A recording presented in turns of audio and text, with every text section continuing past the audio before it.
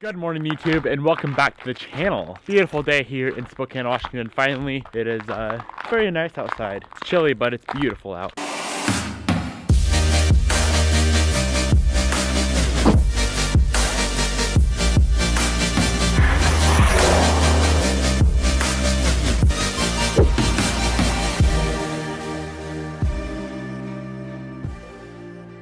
Today we're going to be tearing into a Subaru motor, looking for some carnage. I'm hoping this thing's destroyed inside, make it a little bit of a funner video. So let's hope this thing is destroyed. Let's get to work.